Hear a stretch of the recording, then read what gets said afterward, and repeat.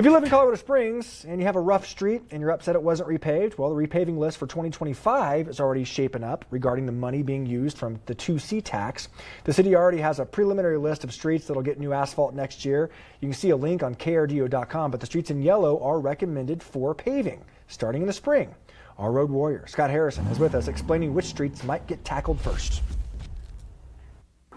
Even though we're in winter now, crews are still doing concrete work, as you can see here, in preparation for next year's street repaving. This is Oro Blanco Drive in northeast Colorado Springs. The city says that more than 90% of next year's repaving will be on neighborhood streets like this one. As residents see next year's preliminary list of streets to be repaved, there will be the usual frustration and disappointment about why some streets are prioritized above others. Some viewers have asked us if they can request that the city add a street to the list.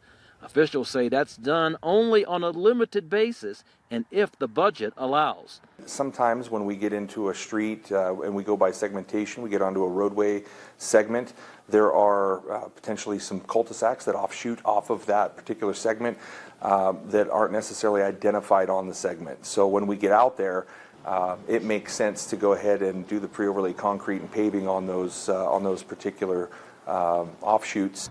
Residents here along Illinois Avenue, north of Fillmore Street, wonder why it hasn't been improved. It's ridiculous. I mean, we have handicapped people that live in the neighborhood. They can't even come down this street with their walkers or their wheelchairs because the road's in such bad shape. There's no sidewalks, there's no curbs. We asked the city about this particular street back in April.